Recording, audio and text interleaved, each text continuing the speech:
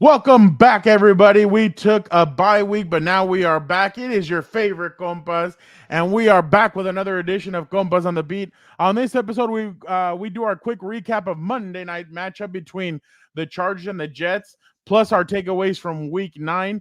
We also have our usual segments: NFL Power Rankings, Burial of the Week, Una Mas, and this week on Avocado Roast, we give our best movie plot twist films that still blow our minds. Which reminds me, Hilberto, don't you have a question for our viewers and or listeners? Yes, I do. I actually missed the 4 box here with the Compas, one bye week that we had. So a lot occurred in the NFL. So my engagement question of the week. For a second, we thought there you go. For a second, we thought the NFC is going to be better than the AFC. Not so fast. The AFC is pretty loaded, pretty competitive. So that's my question. Can I get a banner up? Which team in the AFC is the best? You got the Bengals, Fernando. What? You got the Chiefs. What? You got the Ravens. What? You got the Jaguars. What? And the Bills, Dolphins. Who cares about them anyways? Pick the team that's the best in the AFC right now. If you're in audio, there you go. Good time to plug the audio. Check us out on Spotify, Apple Podcasts. Leave a 5-star review. And then get to the YouTube and drop your pick for which team is the best in the AFC. I think Dan and Daygo will have something to say about that. But obviously, let's go to him now and see what he's got cooking up for us. He might not be too happy, so let's go to him now. Welcome all to another glorious Wednesday. You already know what it is. I know what you're thinking. You're saying, I know that voice. I know who that is. I know what program he's on. You're thinking to yourself, it's Dan and Daygo. Yeah, you are absolutely right. Because not only is today Wednesday, not only is today one day closer to the weekend, not only is it hump day, but it is the day your favorite program, Compas on the Beat, drops a new episode. You already know what it is. You already know what we're getting into. We're getting into all the week's takeaways from the NFL. Shout out, we get into it. We got our power rankings, which I'm sure is going to piss off a lot of people, but shout out to all you for listening. Make sure you get in those comments. Let that stooge, that scumbag, know how wrong he is and how much of a curse he is to everyone's favorite team. Shout out to all of you. We also get into our avocado roast, our burials, what. You already know we do it all here. So shout out for all you for making the right decision on your Wednesday and tuning into the program. But anyway, I know what you're all telling me. Enough of the dilly-dally, Dan, and they go, let's get with the program. So all the way from across the hallway, play the music, Nando.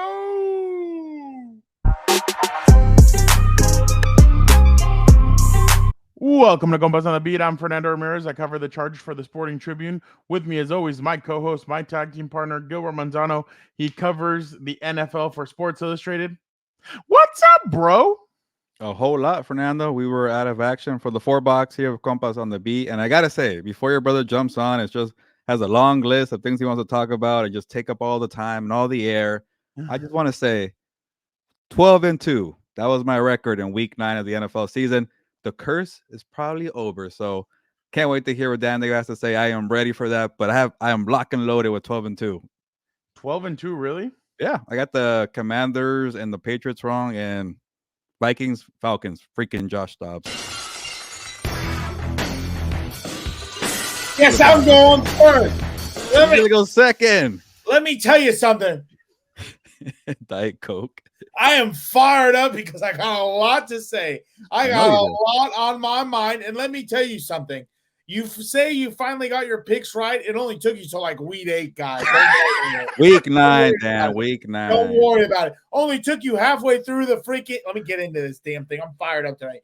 It only took you halfway through the damn year to get some of these right, my guy. But let me tell you something. My locks have been hitting, but I'll wait. I got time. Yeah, please hold on. Let's introduce somebody first. Hey, what's going on, guys? What's up, Vic? How you doing? I'm doing good. Hey, by the way, I gotta give a shout out to you guys. Great shirts, by the way, up top. Both of you guys on the top. Oh, appreciate it. Oh, you can see what my shirt is? Yeah. Come on, Red. Believe. Exactly. Dan and Daygo believes, right? No. No. I was crushing. You should ask for out. I was crushing some dreams on Saturday, dude. Wow. He was pissing people off at the bar on Saturday when we Oh, went yeah. to watch. Oh yeah. Soccer. Yeah, no, they were not too happy. Vic, how's all the prep going? Pretty good. Just got in. Thank you guys for waiting for me. Just got back from Oklahoma. And yeah, pretty much ready to go. Are you like the only Mexican in Oklahoma? Like when you get out of the plane, like they roll out the red carpet? Or No, the green, green, white, and red carpet? That is a good question because I thought the same thing too. But there is a big population of Mexicans in Tulsa. That I was surprised, like not this time, but the time before when I was flying over there, I got to talking to a fellow Mexican. Yeah, we got us a Mexican up here. Right That this is way to so help us exciting out. that I do not support. I'm sure they don't speak like that about you. No, he was like, oh, compa, mira, por allá, ahí está, ahí puedes ir a agarrar unos buenos tacos. And I was like, okay. That's my question. Did you have Mexican food while out there?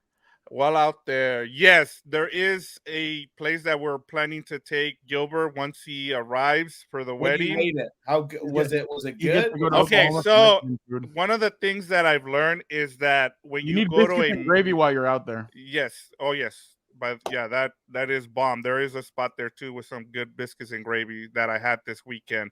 But when it comes to Mexican food out there, it's not real Mexican food. It is Tex-Mex. Oh, and that is because the majority of the people that live out there are white and they're catering. Now, the guy that I talked to, he said there is a strip in Tulsa where they have authentic Mexican food that I need to go and check out in Tulsa. Yeah, let us know about that one. You know Gilbert's not coming back. He's going to open his own Mexican spot out there, and he's just not going to come back. Get a ranch and have Dan and Daygo come in and help me out with all the cattle. How about that?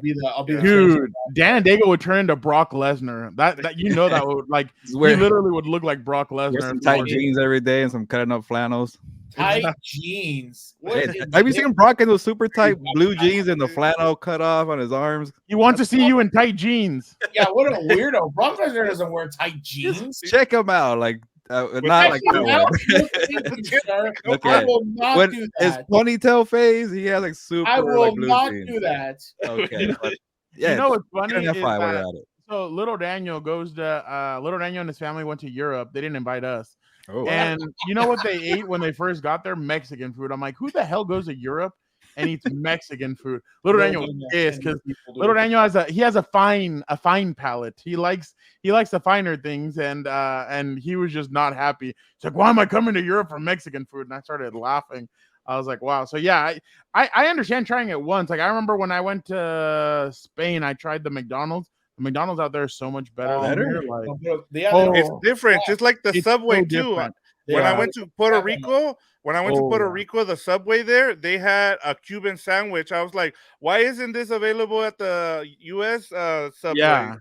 Yeah. Okay. So in Orlando, the biggest McDonald's in the US is in Orlando, and supposedly there you can go and they have items from the menus all over the world. Like you can get a burger that they make in Tokyo. You can get a burger that they make in England. Like it's literally I've never been, but I was told that it's actually really good and it's delicious. So it'd be interesting to one quick thing. Dan, check your microphone. You sound very echoey. And two, I am terrified next week, Victor, to go to Oklahoma because you say there's Mexicans there, but he doesn't live in Megan doesn't live in Tulsa. The wedding's gonna be in the middle of nowhere. Yes. And I was talking to Caroline. I'm like, we should maybe have fun and go to a bar. And I was like, wait, hold on. We got to make sure Victor and Megan there kind of shows around because I don't want to get lost. Can you imagine when the shotgun? Like you're going to Mexico, guy. Can you imagine if the shotguns go off? Gilbert's gonna get all nervous. Oh, what does that mean? Like get in Fireworks? the house? No, it's like at the end of the wedding, they shoot up. They take out their shotguns. Again, stereotypes that I do not support. It's a shotgun wedding. It's for Victor. That's why. Look at him. Look at him. Look at him. Look at him. Did you see that? Did you see that? I saw that. I'm trying to ignore it. He's 0 for 2 today, dude. He's already started on the back foot. By the way, no, I went to one of my cousins got married while we were out in Arkansas, and that's what they did at the end of the wedding.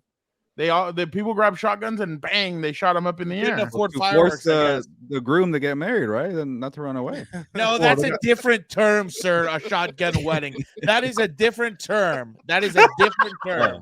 Well, We don't I'll need to make go sure on Victor it. doesn't This run. isn't Compas Yeah. After Dark. If you need me to break it down for you, I will. But I figure that's best for another time. No, we're Compass good. After Dark. Yeah, no. Yeah, we'll start a what is it called? Oh, Call me Not- daddy instead of call her daddy.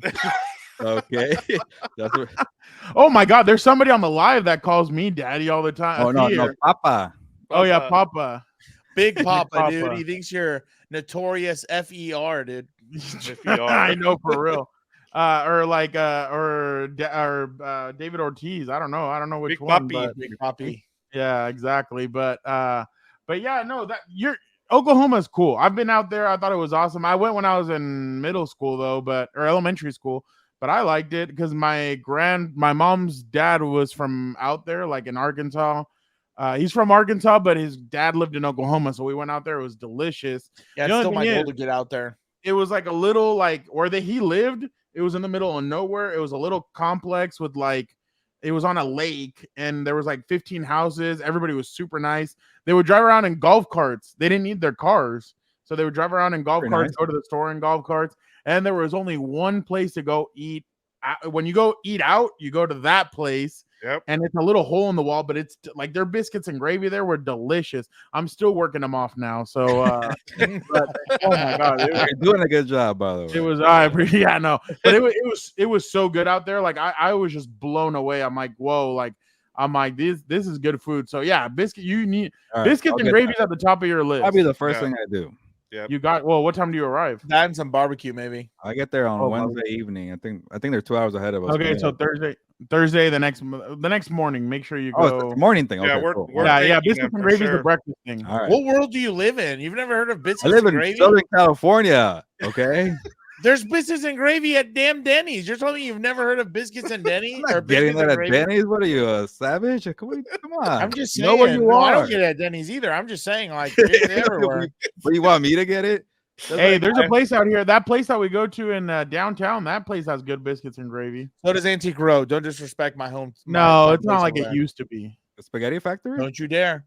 Don't you When dare. that owner sold it, it's not the same Don't thing. you dare. Spaghetti I'll jump Factory. off of this damn thing right now and I'll go find I was you. angry at Don't you dare. because you weren't going to come down and see us when you wore your white pants to the Padre game. Oh, yeah. Yeah, the porque Spaghetti Factory. andaba Yeah, I con guess I'm su sauce on those look. white pants, huh? You know who he looked like, right? You should have White Goodman. busted out those white pants and like put a pillow in your stomach and dress up like Nacho Libre when he has the white pants. No. He's against the and wall. then the wall. Yeah.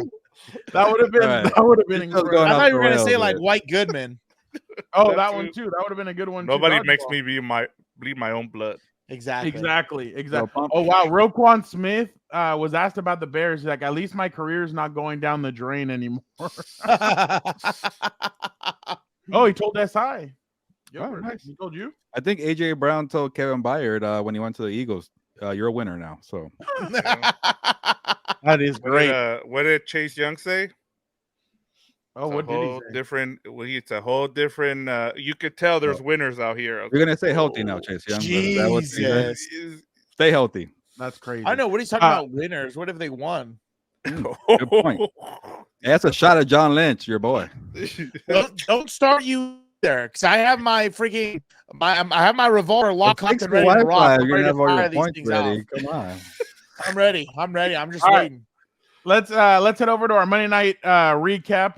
The Chargers ended up beating the New York Jets 27-6.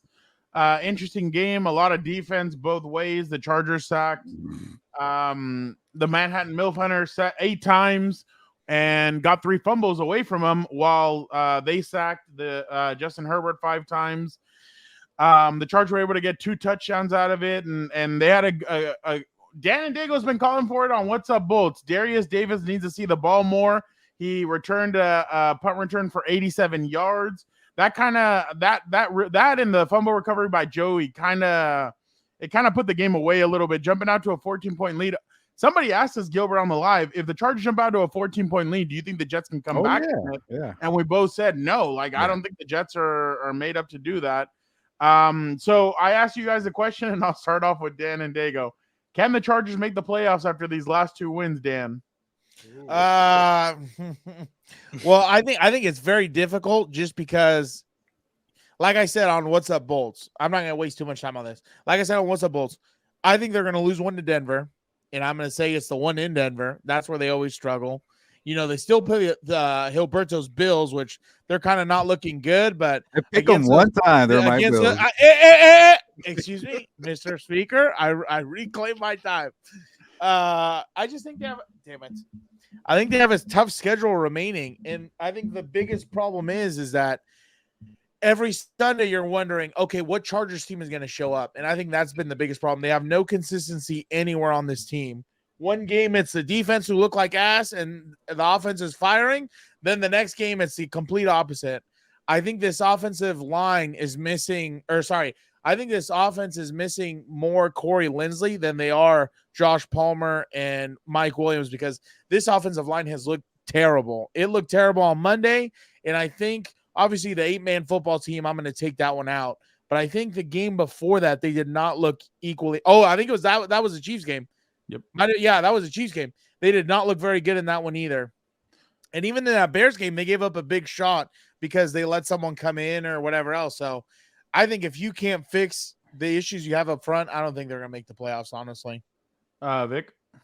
I think it's tough, as Dan and Daygo laid it out. I don't think it's impossible. I'll ask this. I think you need to get to 10 wins to make that 7 seed. And, I mean, there is a path to it, but it's going to be really hard. And I think there's a lot of issues with this team.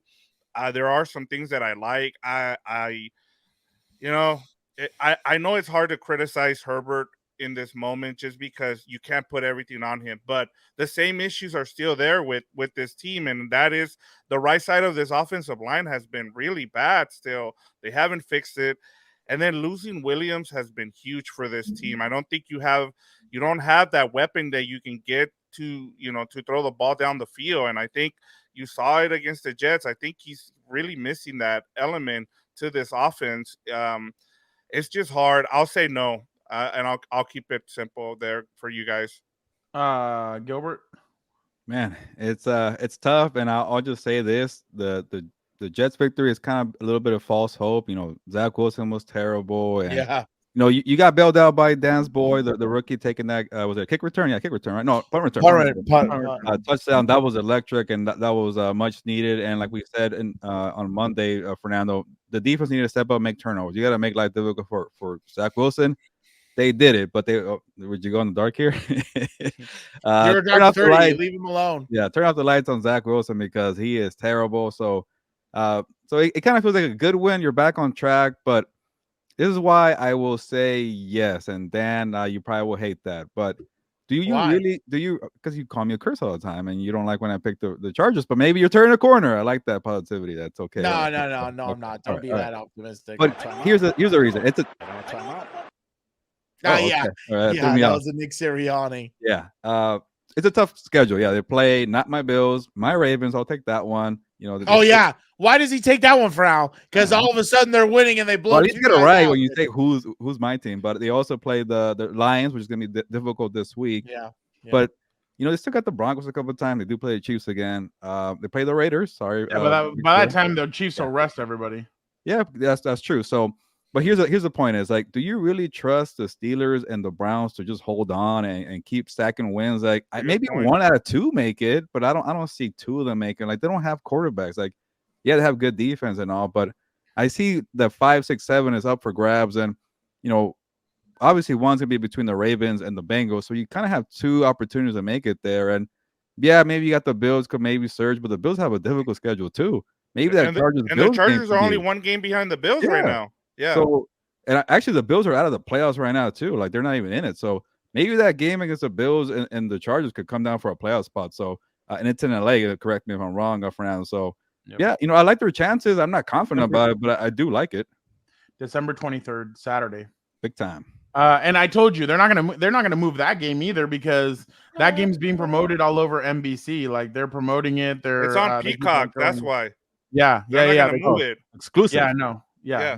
That game's not getting moved. That one's gonna be. Thank God though. I didn't want to work on, or I didn't want to be there on the 24th or 25th. So, but There's another team there too. I don't think they make the playoffs, to be completely honest. I think you have too many. Like, I think a lot of this is going to depend on Joey Bosa, Khalil Mack, and Tuli Pelotu. Can those three continue doing what they've been doing? Huh? That was good, Fernando. Oh, appreciate it. I've been practicing. Those three are going to be key to this. Why? The secondary is terrible. Michael Davis is not good. I was watching. Asante Samuel has some juice, but the thing is, they make too many mistakes for some god awful reason. Brandon Saleh has them like 10 yards back, and like I don't know if you guys saw it. Dan saw it yesterday. In one of those, I think it was like 2nd and like 5 or 6, and Zach Wilson audibles, turns and just throws it directly at Garrett Wilson. Garrett's able to pick up the 5 or 6 yards because it takes Michael Davis a little bit to get there. It takes any cornerback who's back there way too far. I still think that Michael Davis should be pressing a little bit more. I think that's what he's better at. But I mean, we'll see. But I think that secondary is not that good. Alohi Gilman's kind of giving these guys a boost a little bit coming back. I mean, it's better than Dean Marlowe. It's better than JT Woods, better than any of those other guys. But the offensive line, the offense is just not good. They can't run the football. They can't keep Herbert upright.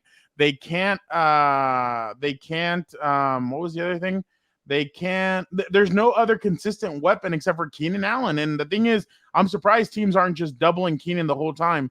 Like that's why I told you guys Miami needed to do. Miami doubled Travis Kelce most of the game.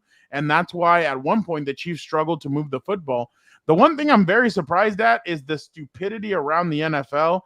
I've criticized Herbert. I will criticize Herbert. This time, though, I thought yesterday was a perfect example of a quarterback not wanting to lose the game. We've seen it before. Quarterbacks they'll make stupid mistakes, and then they lose that game. Jalen Hurts made a mistake. He lost them the game against the Jets. I thought Herbert took care of the football. I didn't think he really put it in harm's where you're like, oh, crap, that could have been a pick. I thought he did a good job. I mean, obviously the stats aren't there, but it's literally, in my opinion, the top 3 secondary in the NFL. They have a great pass rush. I honestly thought it was pretty impressive. Yeah, the numbers aren't there, but what did you want? 300 yards, 3 interceptions, and a touchdown? Like, that's where I just don't understand it, but it's obviously a narrative. People have to go with it. People want to piss people off. Didn't they call back a couple of touchdowns too, Fernando? They called back one Austin Eckler one that he had pitched it off, or he had thrown it to Austin, and Austin had walked to run it in, right? Yeah. So there was 2 that he could have, but honestly, obviously in those situations, I'm sure Herbert would rather give it to Eckler and have him walk it in than risking an interception or a throw, whatever. But I understand the criticism. Some of it I think is ignorance and just beating the same damn drum that it has been. But I was just really surprised that they kind of went harder at him than they did at Zach Wilson. But I get it. Like, obviously Herbert is better than Zach Wilson. But I'm kind of surprised by the narrative because it's not like the dude threw a pick 6 to like lose them idiotic like that. Yeah. So I'm just surprised. To your point, Fernando, I think they're number 2 in not giving away the ball in turnovers this season. Yeah. So they've been playing clean football the whole season, and I think that's part of the reason they're, which is crazy when you look at this team. They're top 5 in offense somehow, but and the thing is that first game where they rushed for like almost 300 yards kind of is making up for that, because I saw that they're like top 10 or 11 in running the football, but that's not true. They haven't been able to do it consistently. Yesterday, at one point, that's my bear of the week. Hold on, by the way. I know. Sorry. And the crazy part is, in one of those, Herbert just said F it and like literally like took off running from 3rd and 10. And he like threw himself past 2 guys and he fought to get that first down. So I thought what was really critical was that drive coming out of the second half. When they led the team down, they kicked the field goal, they stalled, but I thought that was a good drive. It took off 8 minutes, but whatever. Yeah. My bad. My long answer is no, I don't think they will, but I could see a scenario where they might be close, because the Texans, who are one of the teams that maybe people are pointing to, they still go at Bengals. They face the Cardinals, Jaguars, Broncos, at Jets, at Titans, Browns, Titans, and at Colts to finish it off. I don't think they'll make. I mean, I'm just saying, like, that's one of the teams that I'm kind of probably go like 5-3 with that one, though. Yeah, that'll be tough. Well, yeah. I mean, what are they at right now? So they'd be 10. No, they'd be 9-8. So like I said, you got to get to 10 wins. Yeah, I feel that too.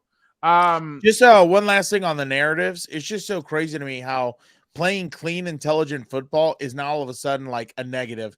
Do you imagine these people when they would have seen Peyton Manning win the Super Bowl with the Broncos the way he did?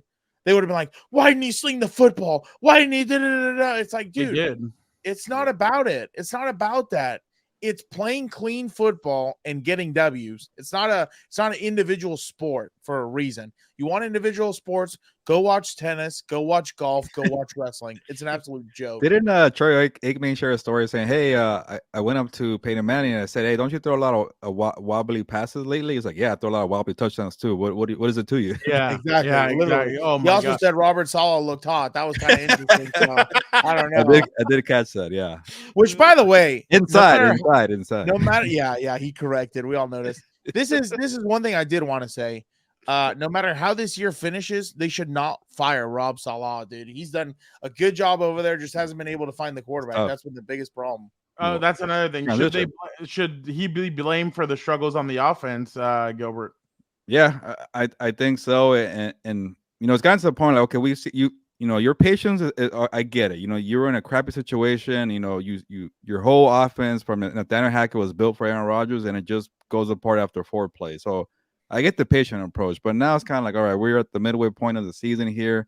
You saw what Zach Wilson did here, and he was finally pressed, by New York media, which I kind of thought would happen a lot sooner. And he's kind of running out of answers. He's saying, I plead the fifth now. He doesn't know what to say. Like, you don't, and the crappy part is like, you have no options. And then you see the Rams pick up Carson Wentz, and the Jets are like, okay, we really lost a lot of opportunities here. So then you see the Vikings get Joshua Dobbs too. It's like, yeah, you've had opportunities. Like, you keep saying Zach Wilson. And I get it. Maybe it's a GM, Joe Douglas, saying, hey, I picked that guy number 2. You better give him a fair chance. And I think it's fair now, right? So maybe, the owner, is it Woody, whatever, I forget his name, Woody Johnson. He's probably saying, you know what, I think Saleh's in a tough position. We keep saying try Zach Wilson. We won't fire him, because people, I think they rally around the guy. They really they love his speeches. We saw it with the Crows and HBO Hard Knocks. So I don't think they get fired, but it's a little kind of stubborn, and I can't figure out what it is, because Zach Wilson's not the guy. Like, honestly, guys, I stopped watching after the third quarter. Like, this guy's terrible.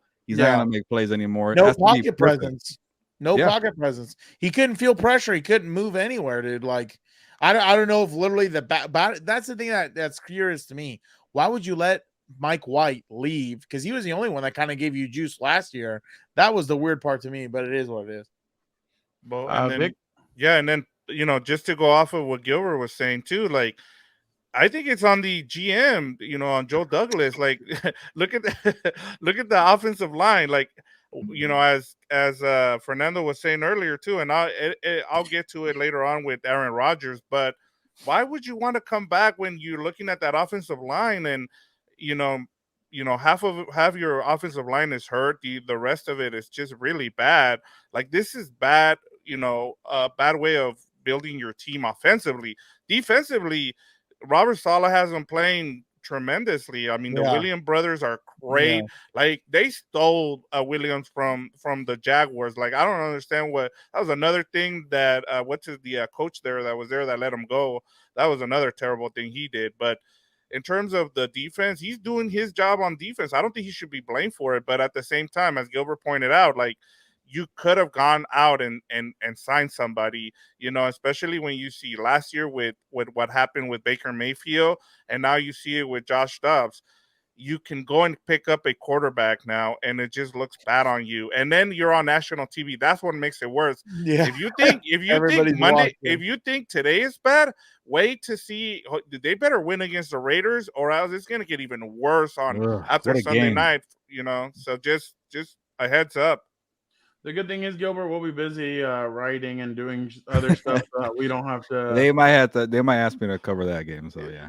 Oh, that'd be crazy. I'll let Dan finish this one up. I'm just gonna be quick.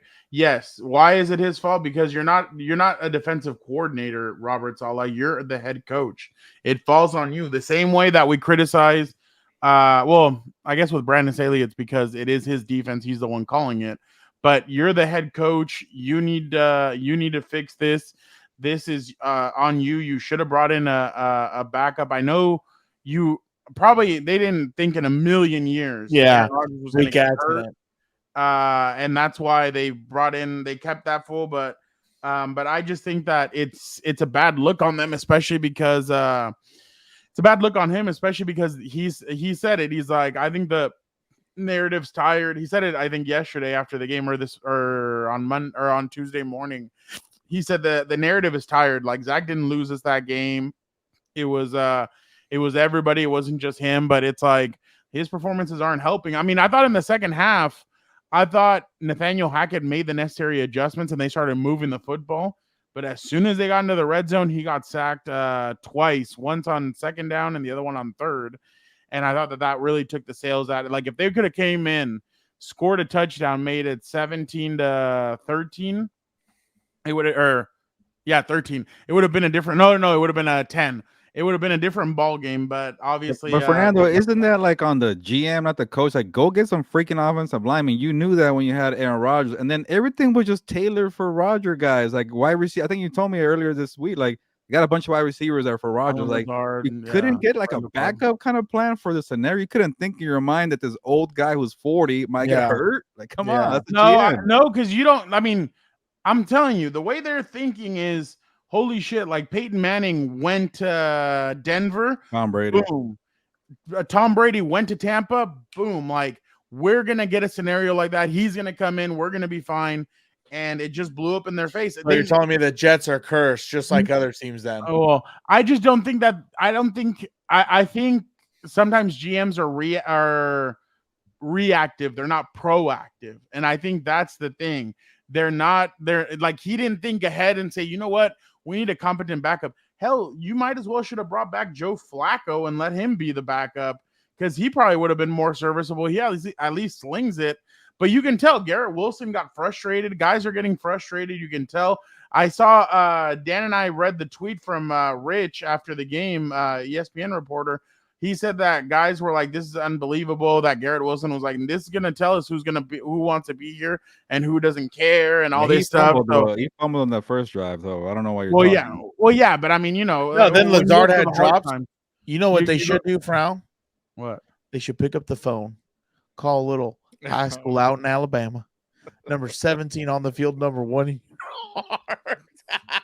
I'm telling you, I would have paid to have seen the 49ers go to the Super Bowl last year with that fool as their starting quarterback. Let me tell you something. Can you imagine if he would have won? Like, can you imagine the storylines? Like, that would have been incredible. WWE. Frown wants a WWE setup. Yeah. And then he available. The Chiefs, and he would have looked at Dan and would have been like, that one's for you, Dan. I got you here. That does nothing for me. If he would have beat the Chiefs in the Super Bowl, that does do something for me. I lied, yeah. But yeah, I think I do think the GM deserves blame, and that's the thing. Sometimes everybody just blames the head coach. I think the GM deserves blame too, but I still think Robert Saleh deserves blame as well, because I mean, you're the one that's sticking with Zach Wilson. I don't know who the hell's their backup, but I mean, come on, like, at least just try him out, throw him out there and be like, look, Jet fans, this is the best that we got. But the thing is, they're trying to survive to try and get this fool to come back. But if you lose against the Raiders, your season's basically cooked. Like, there's no way you're going to come back from this. I mean, real quick, let's see. This is their... Still play the Patriots, still play the Bills. At Raiders, at Bills, Dolphins come there. Falcons come there. The Texans come there. They go to the Dolphins. The Commanders, at Browns, and then at Patriots to end it. So there you go. Like, that's that. You said 5 wins? 5 losses there. 5 losses. Okay, there you go. See, I kind of want to see the defense against that Dolphins offense. That's what I'm waiting for. Yeah, but they can't score more than 13 points. I don't care. I just want to see that. I just want to.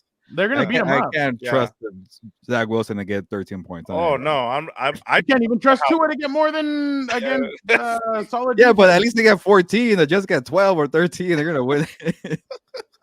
Dan, do you think he's to blame? Who? Robert Saleh. Oh, wait, I thought I already answered this. Okay, my bad. Okay, then I would say I'm kind of with you. It's like a yes and no type thing. Dan, how would you rate the job that Brandon Staley's done this year, as we are at the official halfway point of the season? Well, if Brown just did right now is grab a hand grenade, pull the pin, and say, "Here you go." No, never mind, Dan. No. If you want me to do it, I can do it. But no. We know that you want to give your time up to other people so other voices are heard. You see what happens? You see what happens? You make me nervous. No, I mean, you guys can answer. It's up to you. I don't care. No, go ahead. You're talking about the job Brandon Staley has done so far, right? Yeah. I just think he's partly to blame, but so is Tom Telesco. Like, and you know what? I'll take it a step further, unless I get freaking killed. Where's president of football operations at on this hierarchy? Also, I think everyone is to blame in management because yeah, exactly. Nepo baby. All I'm going to say is what I've said a couple times on What's Up Bolts. I see some of these players out there and I'm like, damn, dude, like these are the same players, some of them that got Anthony Lynn fired. So I don't understand in what world do they think all of a sudden they're advancing? Like Trey Pipkins, serviceable. Was he the answer? Was he the truth? As freaking was Paul Pierce was the truth or the answer? No, the answer was Allen Iverson. Right? Was he the truth? Yeah, Clearly it's showing that he's not because he's regressing. I wasn't a huge fan of that whole let's move Saleh from tackle to guard, and I think you're seeing that a little bit more now. He might have done better at right tackle. Exactly. And same with Zion, moving him from one to the other, and just overall, I haven't liked some of the management of these games. I've talked about I'm all for going for it on fourth down, but don't be stupid either when you're doing this crap, dude. Like, and you see Keenan Allen, by the way, on ESPN, he was asked about it, and he goes, 9 times out of 10, I'm cool with it. What about that other 1%? Yeah, that's 10%? What I'm saying. That's and he's like, I kind of go, but you know what? I'm gonna ride with my dog. And I'm like, damn. It is what it is. So I think we saw what he put on Twitter last year when he was hurt in Cleveland. Exactly. But that's what I'm saying, though, right? That's what I'm saying, though, right? You asked me his job performance, and I think the record perfectly matches it. It's been average in these games because either they're putting the wrong personnel in my opinion, or there wasn't any movement. And like the other thing is, like I said, you lost Mike Williams last year to freaking wide receiver screens. And what's the first thing you do with this new hot shot? Run his ass through wide receiver screens and he gets, injured and everything else. So that's just my thing. I think very much I think the record perfectly reflects it. I think there's been a lot of games where they could have won and should have won, but for whatever reason, either management or whatever else, they couldn't do it. So that's where I'm going to leave it. Well said, Dan. Professional. Vic. No, I'm with he put it perfectly there. He's the record is 500. He's done a half decent job, and so I'm with Dan. He put it perfectly there. Gilbert. Yeah, like he mentioned with Telesco, I think Telesco and Staley are a package now. Like if one goes, the other one has to go too. If one stays, the other has to stay too. So they don't make the playoffs. What happens? I would say they both have to get let go. Like that's already year 11 for Telesco. What else can you do? And then that story from ESPN saying that he had to apologize for JC Jackson, and I started thinking about it. And I'm like, I think that was a lot of players probably talking to him in the locker room and saying like, yeah, that was bad, and that tells you that like this guy was really bad. That we're willing to talk to a reporter about what happened behind closed doors. So I'm sure maybe even Telesco didn't even care. He probably was like, yeah, I deserve to take the L on that one. But there's been a lot of L's in Telesco era. They doesn't like to kind of take an L quickly. That one he did, and credit to him on that one. But there's a whole lot, and it shows on the field, and that's up to Staley to kind of get the guys going. But his defense hasn't been up to par. Like, they got the turnovers. Like, if you're not going to be perfect, defending the pass, you better get Thule, Mack, and Bosa to get some strip sacks and make plays. And they did it against the terrible Zach Wilson. So, like Dan and Victor said, they're 4-4. So, and you know me, for now, I like to give grades and rankings. So, I'll give it a C. Like, it's not like Josh McDaniels, like every kind of excuse. Okay, this guy couldn't make it, but it's a C. And I always say give a coach 3 years, and it's his year 3, and it's not going well. But if they somehow take off, and those games we're talking about, they're very difficult, and they win them, then yeah, give them another year. But right now, it's a C grade, and as your job is not secured. That's my thing too. My bad to jump in real quick. The last 2 wins in my mind, Bears for sure, super average. But in my mind, they beat a good. They did what they needed to against a good Jets defense. But the Zach Wilson stuff, I'm just not. I'm not super impressed by it. You know what I mean? Because more than anything, I know if Rodgers was in there, even if they had, the worst offensive line, stuff like that, Rodgers knows how to get around that stuff. It's like he understands it's about getting the ball out quick and not holding on to it. So that's why for me, like obviously a win's a win in the league and you'll take it. But I mean, I'm waiting still before Rodgers' style would have torched this secondary last night. Yeah. Yeah. And wouldn't you say Detroit is a great test? Like, is this It's for one real? of them. Oh, Yeah, yeah. or is this a fluke? No, One of 'em. that's this Detroit team is going to tell you everything you need to know about this team moving forward. Physical, both sides. They're going to exactly. make you work for it. I don't know about both sides, but Well, secondary is not as great, but I know you're not a Hutchinson fan, but I'm just gonna go with this. Yes, you're taking care of the football on offense, but your quarterback's taking the beating of his life. Like, jeez. last year was his ribs. This year it's his middle finger. Like, he's taking a couple of shots. You don't want to go with that scenario where in a couple of seasons after the 4th preseason game, he's announcing to everybody that he's retiring because of all the shots he's taken and that he just can't stand it anymore. I mean, you need to do something, but I think it's been below average, to be honest. I thought they literally could have won week 1. They could have won week 2. I thought my bad. I think they should have won week 1. I think they should have won week 2. By the way, some Dolphins beat reporter comes out and says, well, actually the Dolphins have beaten a team with a winning record. The Chargers are 4-4. And I'm like, I couldn't believe that tweet. I was like, wow. I'm like, I guess there you go. There's your participation. yeah. Not until Monday. He was waiting until Monday after they won the game to say, I just couldn't believe that one. I was like, wow. But I just think it's been a below average job. I don't think he's done anything where you're like, oh, wow, okay, like this is done well. This has gone well. The defense has been a mess all year. I know they've picked it up these last 2 weeks. But I mean, who knows? Maybe with Joey Bosa now being healthy, maybe they can do that. My same issue is still, why is Derwin James playing all the way back there? Like, you need to put him more in. It was like, great though on Monday. Yeah, on Monday he came up and I thought he kind of set the tone with that hit on Breece Hall. Like, hey, we came here, and I don't know if you saw Pop's tweet, but I guess like Derwin before the game, like he shoved Justin and was getting the whole team hyped, and he really got them going and juiced and everything. And I've asked the player before, and he said that dude's like, when he's on, like when he's hyping the team up, that they just get really fired up. So, but I mean, it's just, I think they need to start playing Derwin, I think, more closer to the box. I think that's going to help them out a lot more.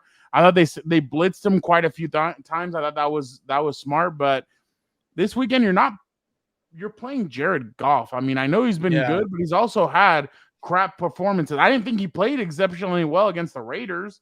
He got the crap beat out of him by the Ravens. Like, he's still Jared Goff. I mean, I think they need to do. This is going to be a good test this weekend to see what kind of team they're going to be, because then they go to Green Bay. Green Bay is going to be tough. I know that. I think Green Bay is going to be similar to the Jets game, where it's going to be low scoring. It's going to be a defensive matchup. Obviously, the Green Bay Packers aren't playing well, but their defense is still pretty good. But I know it's not a preview yet. You guys are in a cupboard on what's up, Bowls, but like Dan, aren't you afraid that like if they bring the house, just dump off of Jamar Gibbs, take it to the house, like you dare and you kind of bait, or the Amon-Ra St. Brown a quick slant, take it to the house. Like, you better be tackling against the Lions. And they're coming back and they're getting healthy. They're like, Montgomery could be a ground and pound. Like, you have a lot to account for, so it's tough to be aggressive. But I get your point though, Fernando. I'm just saying, if anyone watches tape, these guys have a hard time against screens, and they have a hard time with putting their best receiver on one of these jokers who gives them 10-yard cushions. I'm doing timing routes and play action the whole time if I can, and I'm gonna run at some of these guys in the middle, see how good of run defenders they are. So I haven't liked the addition of Eric Kendricks either. I don't think I'm with you. He's missed tackles. Like, yesterday, there was 2 opportunities on 3rd down where he could have tackled Breece Hall and he let it slip through. But all right, let's get now to our Week 9 NFL takeaways. By the way, Vic, before you get started on yours, there's a story by supposedly Jeff Howe that McDaniels was trick-or-treating when he got the call. Oh, really? No, it's not. Yeah, it's not? But I know. No, it's not. Okay, I thought it might have been. I was like, dude, can you imagine if he really was? No, supposedly he let him know like 3 hours before anybody else knew. No, The one that Yeah. I love was, if you guys saw it, was the one where he's in the building and then he's supposedly super into Halloween and he dressed like Mark David. Yeah. that was And then the fake for fortune sure. cookie thing, that one was good. TF You're Chang's. fired. Yeah. I was like, damn. Exactly. But you know what's funny? People take those MLPA, those aggregators, they take them seriously, and I'm like, those guys are all morons. They Yeah. just steal our stuff. Like a couple of weeks ago, I tweeted out, "Oh, Keenan Allen's gonna he is gonna be active for Sunday, whatever." And then right away, somebody tweeted out, and I'm like, "Dude, how could you have known you're not here?" But Dude, that account you just mentioned, they also like to give like their opinion, and that account said that CJ Stroud is going to be terrible, and they yeah. retweeted it on cold takes. I'm like, yeah, that's Yeah. what you get. Freezing cold Yeah. takes. Yep. I love that. Vic, go ahead. All right, so mine has to do with the Raiders finally getting rid of the Patriot way and just going back to what we said. We talked about it a couple of weeks ago, and we said, hey, they need to go back to what they're known for. Everybody here pretty much gave their opinion and did a great job of pretty much saying what they needed to do to get back into it. And I think Mark Davis finally smartened up, as he said to a fan. And, as you saw, like, now, am I saying that things are going to change now and they're going to go on a run? No, I just think what a lot of Raider Nation had been asking for was, hey, give us back what made us great. And, and that was, the Raider way, Raider Nation, how we do things, and I think you saw a lot of it against the Giants there. Now, the Giants aren't a great team, but they are. This is also the same team that lost to the Bears. So it, at least seeing them be their what they are meant to be. You're never gonna be able to get back commitment to excellence because it's hard now in the NFL. In the salary cap era, there's only been one team that's been able to do that. And the reason the Patriot way works is because of Tom Brady. Tom Brady is the Patriot way.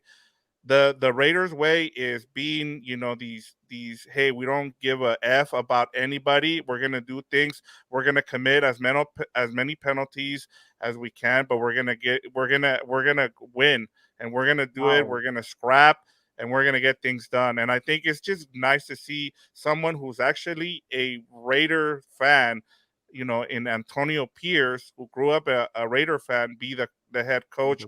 We'll see what happens. But for now, I'm just happy to see that for a lot of the Raider Nation, because they've been asking for it. Joe Morley as head coach.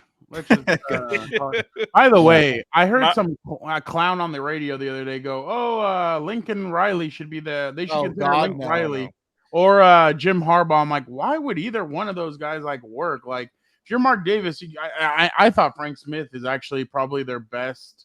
It's probably going to be their best pick. Do you see the tweet that supposedly Brady's going to have huge input on this? Oh, I wouldn't be surprised. I think Brady's the one that got in his ear, and I would not be shocked. I bet you Brady was like that motherfucker. And then when football one time, I don't forget, fire his ass. When he got the call, he just was like this, like he got stabbed in the back, and he turned around and he said, "Et tu, Brutus?" Well, the problem with the Patriot way is that people like these coaches come in and they want to be hard asses. And they forget that the players smell BS from a mile away. And they're like, wait. It's give and You're take, not Bill Belichick. Like, who the hell do you think you are? Yeah. Like Josh McDaniels, you won all those Super Bowl rings with the Patriots, but you were just the OC. Like, Belichick and Brady are the Patriot way, not you. Yeah. That's a great point.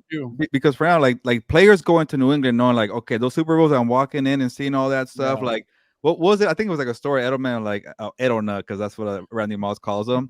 Like, I think he had a story saying like Bill Belichick tested the players. Hey, who's that up there? What legend is that? What legend is that? You better freaking know, because they're Super Bowl champions and Hall of Famer. When you're walking to like Detroit, Matt Patricia, or the Raiders, like, you haven't won crap. You can't have the same mentality. Like, you don't go in there like, oh, I better get my act together because these guys actually win. Like, you don't have that. And Fernando, hopefully you're right with the Tom Brady thing, because he probably knows too, like, it's a whole different kind of ballgame when you're in New England. You can't repeat that, and we'll see what happens when he's like, look, I'm a part of this organization and I can't have BS here. Yeah, like, and like, we gotta win. And it's kind of like with that report that Jay Glazer said, like, hey, like, he got so butthurt about Antonio Pierce talking about the Giants beating the Patriots. Like I get Bill Belichick. Supposedly on Bussin' Don't with you the Boys, dare. Max Crosby said it was that he never heard Oh, that, really? but Oh. yeah, but I don't Okay, know. fine. If I won't go there. It might be fake, but like it's kind of like that kind of mentality. Like Bill Belichick like engraved it in people's mind. Like, yeah, this is the way. This is the way. But like it's like when you leave, you got to build that way. And Victor, to your point, like the one thing I'm afraid of, like John Gruden. I mean, not John Gruden. Mark Davis likes to copy things, and if he wants to recreate the old Raider way, like it's the kind of like you're going back to the John Gruden. We're like, okay, well, my dad did it. Why can't I copy him? And then you try copying the Patriot way. So the Pierce thing, I like the story. He's a Raider through and through, and I love him walking around to NWA music and just saying I'm from Compton. I like that, but like remember, you got to find your own way because it's not 1974, it's 2023. So don't fall into that trap of trying to recreate something that happened a long time ago. And I'll say this. I know a lot of people think about Al Davis, but remember, he was also, he thought ahead. He hired Art Shell. He hired John Gruden the first time when he was a young assistant. He found guys who, like John Madden. That's the thing that people forget about with Al Davis. And I'm not saying like if he wants to be like his dad, Mark, he needs to go and hire like a Mike McDonald. Like he's perfect right now. Just what he's doing with the Ravens, like that's the kind of guy you want in the. Like go the opposite way. Like everybody's trying to hire the new offensive guru, which looking at the offense this year, like there is no offensive guru. So go and hire the defensive guy because right now defense is king. So that would mean my thing. But well, I mean, and the thing is that everybody kind of remembers the last few years of Al Davis, the Jamarcus Russell. Yeah. Who's the Dennis Allen? What's the other dipshit? The one that's at Lane Kiffin. Lane Kiffin. Like yeah. they remember those hires, but they forget the wins, the victories, everything that he did. Remember, he started off as an assistant coach at SDSU and worked his way up into like he was a big piece of the AFL, moving over into the NFL. Yeah, he was a big piece of all that. And Al Davis was, he was innovative. So, yeah, they just need to get back to that way, but create your own legacy. But it's going to be tough. And, I mean, you have some of the, like, you have Max Crosby. I still think they're going to get rid of Devontae Adams, to be honest. I don't think he's going to be there. But I think Max Crosby's a good building block. I think they have some good play. 41's a good player. Spillane. Yeah. Spillane. I think he's pretty good. But they need to kind of revamp their secondary. They need to do some other stuff. But this is gonna be funny. Dan, I'm glad. I just want to say, first off, I'm glad the Raiders were brought up naturally because I'm gonna add this to that conversation out of my own time. So I just want to say, on this program a few weeks ago, whenever it was, I said they need to fire Josh McDaniels and get back to what the Raider way is and getting someone in there who understands what it means to be a Raider. And look what happened. You all laughed at me before. Well, I don't hear you laughing. Nobody laughed at you, okay? Yes, you did. I come on this. We just said it's a little too soon, and you were on it, okay? Excuse Credit me, to Mr. that. Speaker, I reclaim my time. Nobody laughed. You guys, I have these takes. You all think I'm crazy and outlandish, but when they hit, all of a sudden, what the hell does he know? That's I think that has been the biggest problem. It's bringing him into his next point. That's what I think has been the biggest problem is like when it comes to the Raiders, right? They're such a marquee franchise that it's such a shame they haven't been like the Steelers, the Patriots, and the Ravens, and some of these other guys where it's like they can have down years, but what do you always expect whenever you're playing these franchises? Hard-nosed football and very physical defense. The run game, depending on who it is, sometimes is on and off. And it's a shame that the Raiders have not been that. They've been a mockery the past few decades. And it's like what they needed, or the interim head coach they hired and they put up there, absolutely perfect. LA guy, the NWA, all that stuff, like that resonates with a lot of people. And, seeing him on Sunday doing the Raiders chant, like Vic, how amped up is the fan base? They have to be amped up seeing the head coach do that stuff. Like that's what you have to do to get them motivated. Bring back after being the 2-win Giants. Yeah. That's a different thing. That had to do more with Josh Daniels. It had exactly getting him out of there with the win. Yeah. The thing I think sometimes people don't understand is that you don't need the head coach to call plays or be X's and O's. What you need the head coach to do is have a vision, have an idea, that create a culture in the building. Like if he hires the best coordinators, all he needs to do is be the culture guy and be a manager. In my personal opinion, that I think is the job of the head coach. And you need a guy like that. That's why they saw through the Patriot way and all this other stuff. It doesn't work. There's not the same buy-in because some of these franchises, those coaches who have been there that long, at this point, they have a cult around them because they understand what they're there to do. And I think the Raiders, that's what they've been missing this whole time. And that's why it didn't work with Josh McDaniels. And, thankfully they got rid of him sooner rather than later. But I think in the next head coaching hire, they need to get not some wizard who does this or that, not some whatever. They need to get a guy who's going to establish the culture and bring back the Raider way, because I think that's been the Raiders. I talked about this when they moved to Vegas, that time when we talked about getting Josh McDaniels. Where the hell's the black hole, dude? Yeah. That to me, I think is so crucial on what's missing. Having stupid nightclubs, who gives a shit? You're not there to do that stuff. It's Las Vegas. You can go outside and you'll find it. They need that type of atmosphere because it was always a challenge, no matter how bad they were, to go play in the Coliseum because of the black hole and a lot of those you get batteries thrown at your head. Can I add one great more points? thing? Great points, Dan. Remember, great points. You laughed at me, but here we go. I never laughed. Watch them hanging turn out with it Eddie around too a little much. bit and have some success towards the end of the season. You're hanging out with Eddie too much. I was gonna say to add to your point. I mean, he brought up dudes from the practice squad to the sideline, which is that not normal? I thought everybody did. I didn't know about this. I didn't know you can do that. I was a McDaniels thing. I thought every team. Oh no! The practice squad guys, remember, we've seen them before. They're in the press. They're in a suite, like Oh, sitting that's there or ridiculous. whatever. They were like in their suits, their jumpsuits, and they hang around the sideline sometimes. No, that's only the guys that are inactive. I think because we've seen them in the elevator when the coaches come over. It's all like they kind of go down right around like 5 or 6 minutes left in the game. They go down. The Chargers never did that. I'm like, I thought I saw a couple practice guys. No, I've never seen practice. That's ridiculous. If they're not on the field.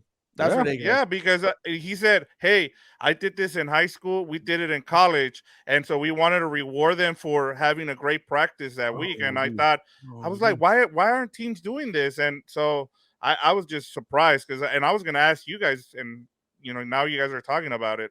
That's what they need. I guess I never pay attention. They've had an identity crisis, I think, the past few times. Maybe Gruden brought back the Raider way a little bit, just couldn't figure it out or whatever. But, they've had an identity crisis for a while, and I still think it was a mistake.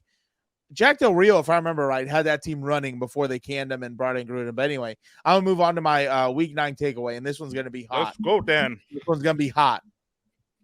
If I am Josh McDaniels in Miami, I'm picking up the phone right now. I'm calling. Who cares? I said his name. I got his last name. My boy, Mike McDaniel. Yeah. You guys have the other one on the mind because you guys laughed at me. Don't think I forgot.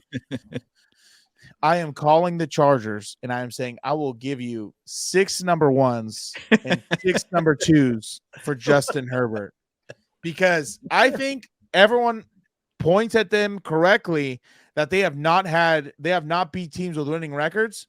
That is where you're seeing all of Tua's flaws, and I think you saw that on Sunday. Steve Spagnuolo is an excellent coordinator, no matter how many of these idiot Chiefs fans don't understand this, that he's made freaking, he's made chocolate mousse out of shit, essentially. And I don't think really Miami fans understand this, and I don't think the national guys for sure see this, because they're too busy trying to throw dirt on my boy's name, which I don't understand. But he's throwing out routes to Casper when the guy running the fade is wide open. He had like 2 or 3 chances to tie up this game. He said, F it. Let's just go with an L back to Germany or back to Miami. Stay there, Tua. You're exactly. Stay there, Tua. You're seeing the flaws. In my mind, how much longer are you going to stick with him? Because against average teams, and I'll throw, or average defenses, I'll throw the Chargers in there.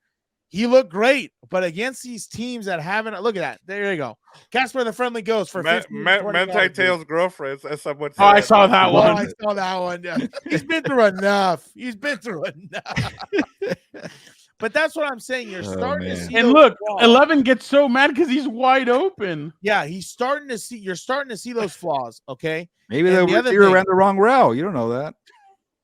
Get out of here. You're telling me he throws it as he's running the fade. He Maybe didn't he's even supposed to come break back there. in. He didn't break there. He didn't stop. You're trying to come up with excuses, which It's I a want to possibility. I'm just Because saying. why? Who did he choose as his MVP? No, Oh, no, yeah. no, no. Your boy I was ready Tua. for that. Your I said boy front Tua runner MVP. in the moment MVP. of that week.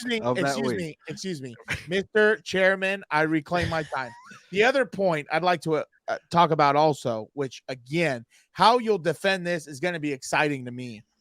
You're really starting to see the Chiefs' limits on offensively. You're starting to see it. They don't have the weapon there. I'll just say that. Andy Reid can only do so much, which again, this is again going back to Brandon Staley's management of games. Why they didn't double Travis Swifty and let everybody else beat him, I have no idea. But when you challenge the Chiefs and take away what they want to do, that's where they're going to struggle. And that's where they have to rely on defensive touchdowns, on ghost phantom fifth downs that we want to come up with and things like that. Like, that's what you have to do. And I think really this year, like I saw some idiots say the Chiefs are still the Chiefs. I don't know what games they're watching, but it can't be he's probably watching highlights from last year, because this year they have not looked like that offensively. And let me tell you, I talk a lot of trash, but I recognize the game, and I respect Andy Reid. I don't respect a lot of those other guys, but Andy Reid I do respect. And I think right now he's probably scratching his head saying, how the hell can I get some of these guys open?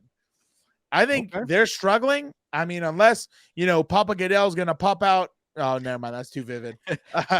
Unless Papa Goodell's going to push them up to the AFC Championship and try and get them there.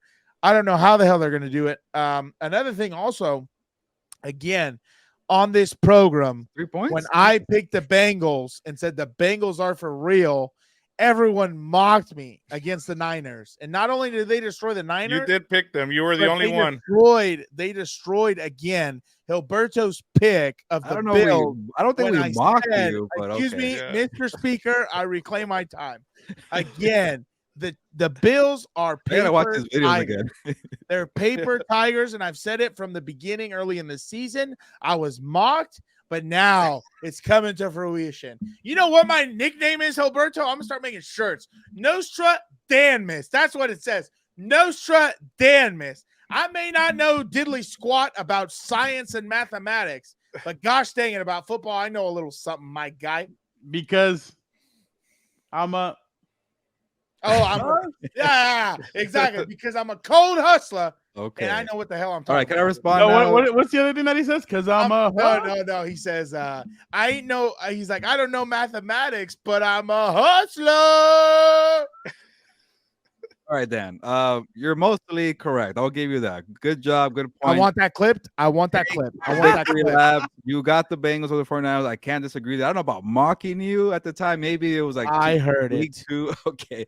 I don't think I laughed at you when you said McDowell used to be fired. I think it was a little premature. You were right. It was not for you. Premature. You got that again. So that's 2 for you.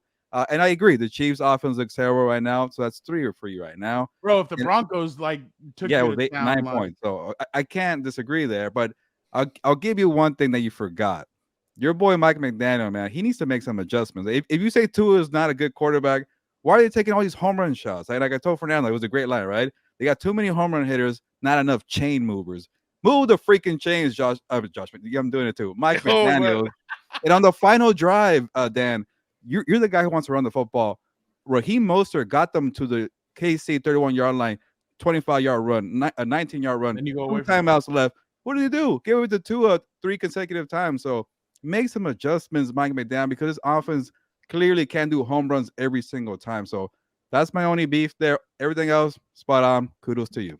You know why? Can I say something quick? He saw your pick that you wanted him to be the MVP. He was trying to make you right. That's the problem. That's the damn problem. Yeah, and I'll say this. I'm with Dan on the Tua thing. I think he is the liability right now. I think the defense is playing really good now that they got Ramsey and they got Howard back now. it's on Tua. Like And you the play saw calling. Come on, guys. the play calling. Okay, I'll give you the play calling as well. You're high right. at the time. Like you can't run the ball in the first half. Eventually, you're gonna have to throw the ball, and he refuses to go to Tua. And I'm like, look, either put the ball in his hands or don't. Then that means you don't believe in him. And then with the Chiefs, I'll say this. This will be my biggest takeaway is that whoever wins the Super Bowl this season, it'll be because of their defense. Because you're starting to see the good teams starting to separate is because of their defense. The Ravens, the Chiefs, the Eagles, all these teams. One of them, the Bengals, whoever it is who wins the Super Bowl, it'll be because of their defense. It won't be because of their offense. All right, now let's go over to Compas NFL Power Rankings. I was also mocked about the Jaguars early in the season. They're on a 6-game winning streak. They're coming. Five. They're coming. Five, And their bags are Louis, my guy. all right, Gilbert, go ahead. Yeah. What did I have here? Actually, maybe. Let's mock them. Yeah. No, you might like teams here. Sorry, I'm really behind here. But one is the Eagles. I'll just say that there. Okay. Two, the Bengals. Nobody had the Bengals in the top 5 until this week. That's Maybe crazy. Dan, you would have done a ranking, but we will never know. It fluctuates. 3 is the Baltimore Ravens. Dan, how Okay. about that? No. Number 4 is that Check the record. the Chiefs with a very good defense and a so-so offense. And number 5, your Jacksonville Jaguars. Vic. What did I have here? I have the Eagles, the Ravens number 2, the Chiefs number 3, the Jaguars number 4, and then the Bengals number 5.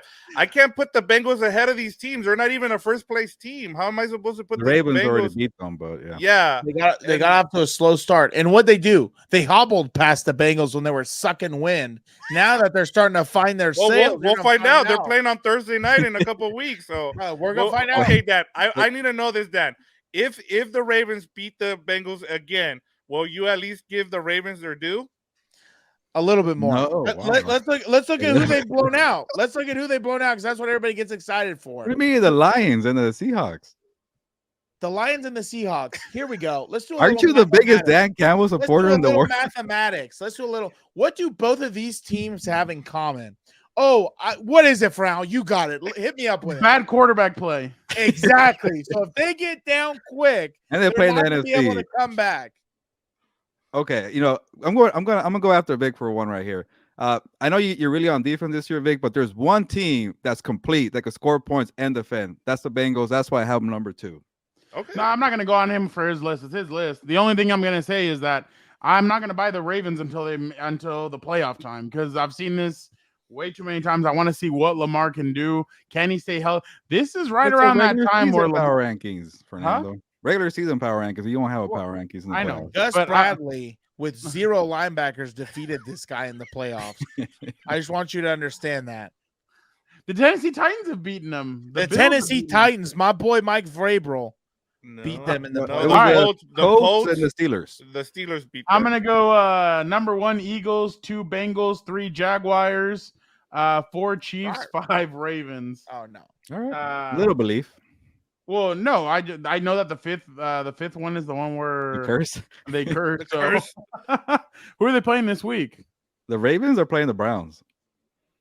Yeah, W, and you're going to try and tell me, oh, look, they beat the Browns. Ooh, sorry. Same old Browns. Can Deshaun Watson do something? I don't know. If They're it was, over no, 500. never mind. That whole division is over 500. Here's the power rankings. All right. The power rankings are Eagles at 1, Bengals at 2, Ravens at 3, Chiefs at 4, Jaguars at 5. All right. Now it is time for, before we move on, we do have some news for you guys before we do our picks. Kirk, the one-eyed cat, said he is done beating our asses when it comes to he had a monumental lead, 23-17. Kirk went 4-1 the last time we picked. He said he's tired of he's tired of beating us up. He beat up Hilberto last year. He did it. Are you kidding? You finished like a game ahead of him, and you were almost in the. So I won, okay. But he said he's tired of our beating our butt, so he's gonna retire. So Kirk, we appreciate the fight that you gave. We know that it wasn't easy picking against your father at times, but we appreciate you, Kirk, and you were one of the good ones. So Thank you we'll for see your if we'll find service. another Compas Hall of animal. Fame. You know what? We could do an animal. We have one. Little Daniel could do Exactly. pigs or something. We can Yeah. put food on the ground and he can try and choose Yeah, which one he that wants works. to eat at. Yep. Can I you have the imagine? banners here. I can send them your way. So Grandma's dog collar could probably fit Little Daniel, so we can have him. But I want to Get hear out. Dan's play-by-play in the background. You better not pick the Chiefs. But you better not. He would grab his head. No, I want him to pick the Chiefs. He's a curse just like you. All right, now we're gonna do our picks. Kirk, again, we appreciate all your service to this program. You will be missed. We're gonna start it off Thursday night football. Panthers at Bears. Dan, Give me the Panthers. give me the Bears. Vic where is the game again? in Chicago. Chicago. And man, we still don't know if Fields is playing, right? Nope. He's limited the last 2 days though. Give me the Panthers. Gilbert. Yeah. First of all, why are we picking this game? It's a horrendous game. That's why. It's a toilet I bowl. love it. That's why. That's why. That's why. Because And first of all, why are the Bears on Thursday Night Football twice this year? Who asked for this? They played the Commanders earlier this year. I remember Oh that. yeah. But Bryce Young really needs like a big time game on prime time. So I'll believe in the kid one more time. Big time game playing a he- flag football team from Chicago. Well, he's getting crushed right now. I feel bad for the guy, and that's not a good look when you're feeling bad for a little quarterback. But give me the Panthers. Quarterbacks Give in me the Panthers. Arizona, dude. Thanksgiving games this year are I'm not Packers right. at Lions, Commanders at Cowboys, and 49ers at Seahawks. oh, that last one's gonna be good. Yeah, the other ones just don't sound good. Jets at Raiders. I'm gonna go with the Raiders. Vic. Man. I'm sure we'll all go with the Raiders. Yeah, I'm gonna go with the Raiders. Okay, Gilbert. What a snooze fest. Give me the Raiders. It's in Okay, we Vegas. Yeah. It's in Vegas. Yeah, give me the Raiders. I think Max Crosby might get after it. He likes going after backup tackles. Saints at Vikings. I believe in Josh Dobbs. I will go with the Vikings. Vic. Who is it again? Sorry, Vikings. Saints and who? at Vikings. Give me the Saints. Gilbert. Yeah, give me the Saints too. Dan. Yeah, I was about to say because of that defense. Is it in New Orleans? It's in Minnesota. No, in Minnesota. Yeah, but I trust that defense more than I do Josh Dobbs. I'll take Sid and the Saints. Browns at Ravens.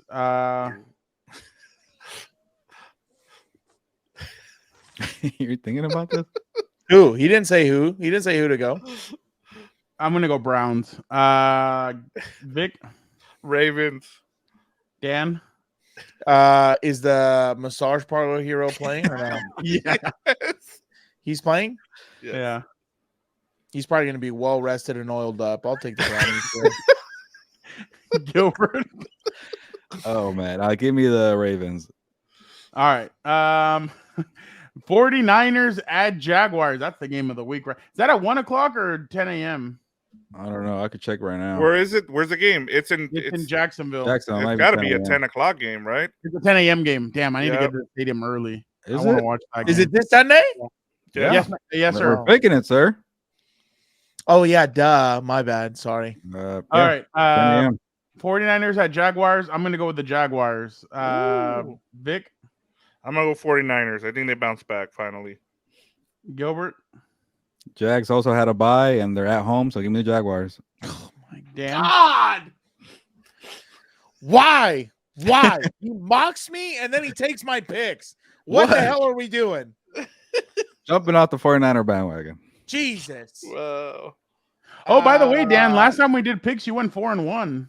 Look Yeah, at that. you But did, no one yeah. wants to talk about that, of course. There you go. Because that's when we take our bye weeks over here. When Dan and Daygo get some stuff right, that's what we do. Crazy. Game lead. You're still Crazy. behind me though, so who cares? Who cares? You're at 500 and I'm just a game behind, I think. 2. Uh, 1-1. I will. You know what? I just don't think Brock Purdy's been playing well, so I don't know how much I could trust him. Give Top boy 7 Doug quarterback Booty. for you, Dan. Get what? Top 7 quarterback for you. You're saying he's not? He is for you. Who are you putting ahead of him? We already did this, Dan. Okay, we already did this. No. Come on, Dan, pick the damn game. I already said, give me Dougie P. I'll take Dougie P. All right. Now let's go to Dan. Wait, hold and on. Is Daygo. Debo playing? We don't know that. Is Yeah, Debo Daygo's playing? supposedly playing. Most likely, yes. Yes. They're getting All right, all now the guys. let's go to Yeah, Dan and Daygo and see I'll what go he's with got the cooking up Jags. for us. I'll go with the Jags. I know what you're saying now. You see me again. You're saying, hello, Dan and Daygo, my old friend. Well, it's good to see you all again. And let me tell you something. It is getting into that season, hoodie season. We all love hoodies, right? Shout out to hoodie season. Not only is right now the time where you're starting to get your pumpkin spice lattes and all that other crap, but let me tell you something better that'll keep you warm. Shout out to Compas on the Beat. We got hoodies over here. Go check them out. I kid you not. You know me.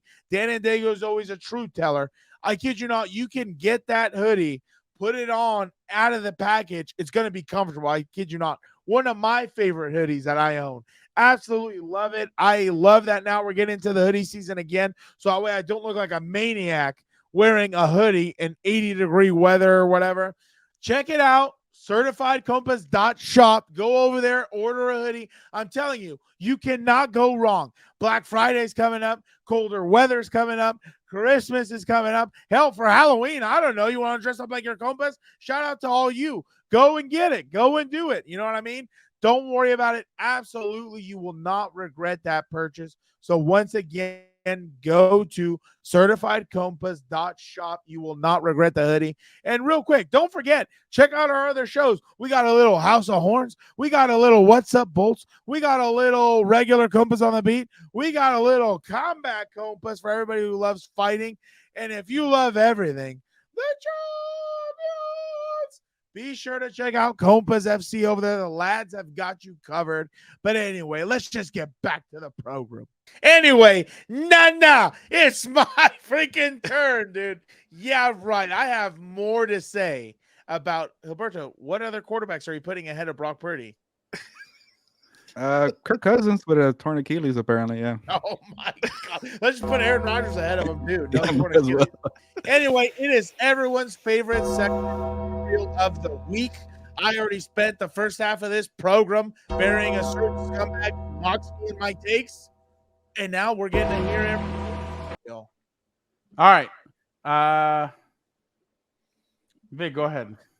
All right, I'm gonna just say, it seems Aaron Rodgers really loves the spotlight. There's no reason for him to show up to some of these games, and I'm just getting tired of it. Look, I get it, man. Like, you want to get back out there, even with a bad offensive line. You know, you're telling Derwin James that you're gonna be back soon. Cool. You know, you're good for the league, but man, like, I don't need to see you out there anymore. Like, I'm starting to get I'm surprised people aren't seriously. I don't understand why people aren't saying the whole Taylor Swift. He's getting as much. He's always there when the cameras are on. If it's Monday Night Football, I'll be surprised if he's not there for Sunday Night Football in Vegas on Sunday. And I'm just like, Aaron, just take a, continue your rehab. We're glad to see that you're progressing well. But there's no reason. We already get to see you on Pat McAfee. I'm sure, the Pat McAfee show is paying you well to make your appearances. So I don't need to see you on Monday Night Football. I don't need to see you on Sunday Night Football. Just go and chill and be back when you're ready to come. So that's my burial, Aaron Rodgers. My thing is, if he wasn't there, then people would be crapping on him for not being a good teammate. He's an asshole. So I mean, I get both. I get both points. Like I totally get it. I guess the thing is the Pat McAfee show kind of, and then the when are you coming back? When are you coming back? I guess that shadows everything that they're doing. So I completely understand your point. Who cares about the bad teammate? Trust me, I'd rather see his ass 800,000 times over some idiot in a bar. Okay, but he's at least.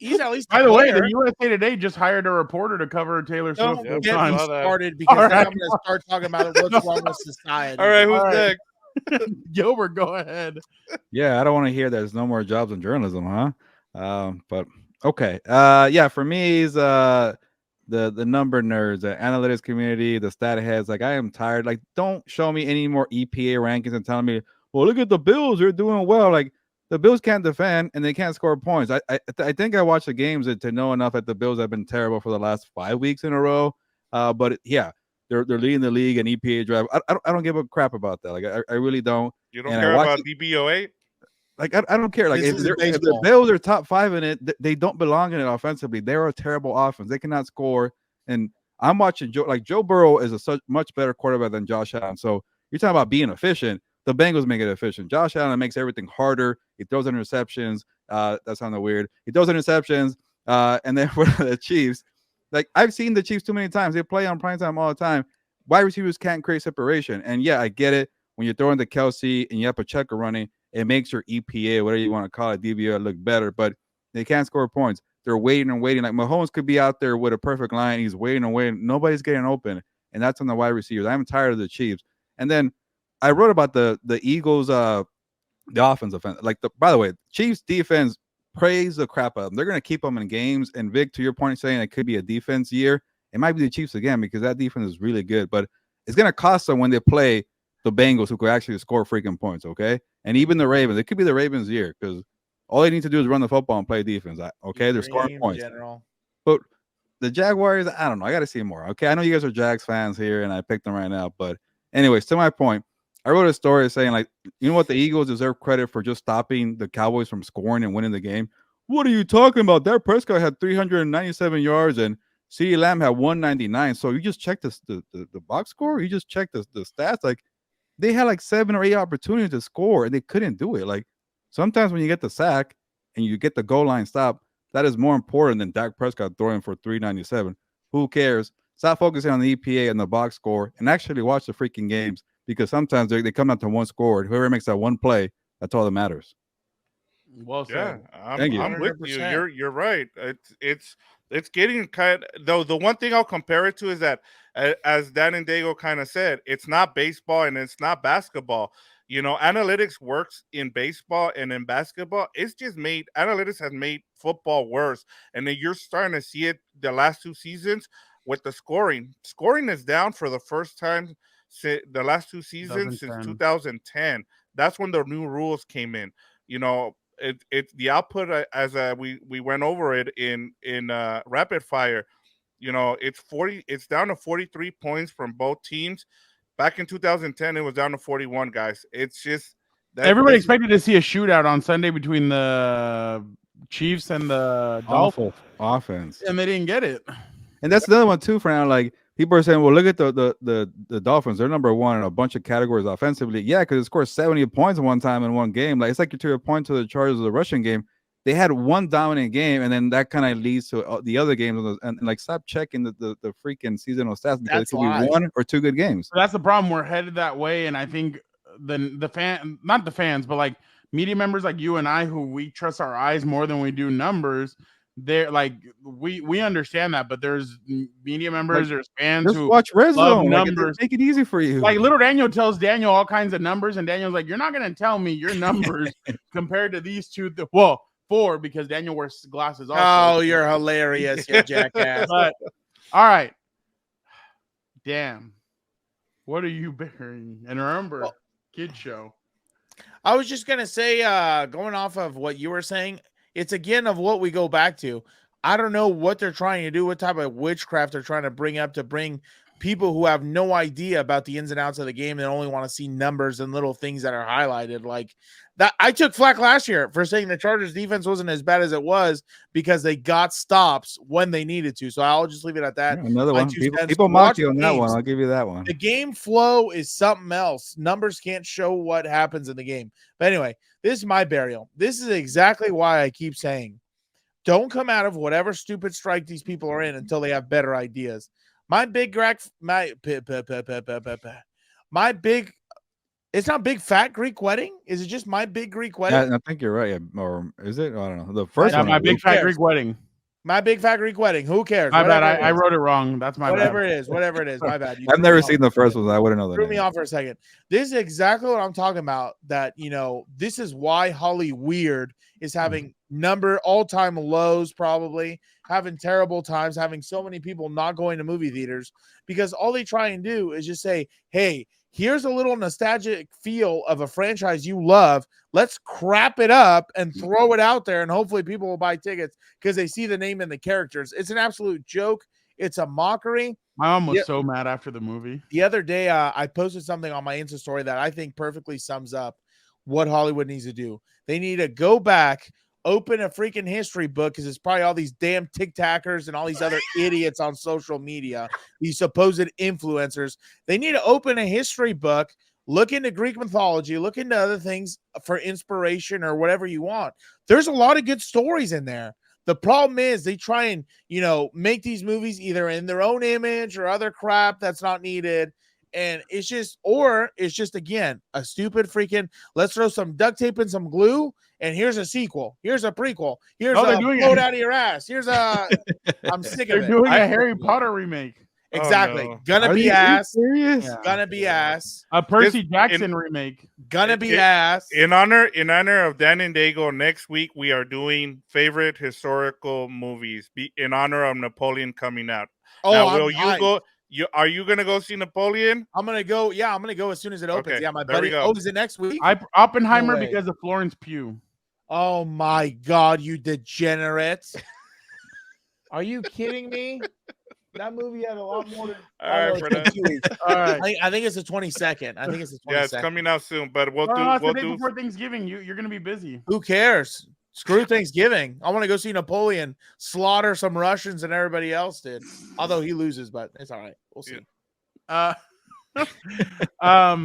Yes. Yes. Yes, I have to go after Caleb Williams, to be honest. do it. There's been a lot of weird stuff that I've noticed this year from him. And I met him. I've met him twice. I actually thought he was a good guy. He's chill. He actually wanted to talk to me at an event. His agent was the one that was kind of weirdo and was like, "Oh, who are you?" He knows him. He doesn't know you. And I'm like, okay, whatever. So, but whatever. That's not the point. But I didn't think coming in he was a slam dunk number 1 overall pick the way everybody else thinks. Everybody says he's the next Patrick Mahomes. He's this, he's that. For everybody who didn't watch the USC game over the weekend or didn't see the viral video of him, as soon as they lose, he goes straight over and starts crying with his mom, or supposedly crying. She, for some reason, has a play sheet in her hand, is able to cover his face with it and not show that he's crying. Then he goes into his press conference and they ask him how he felt, whatever. He's like, I feel like going home, cuddling up with my dog and watching shows. And I was like, holy shit, dude, your answer and your actions just earned you.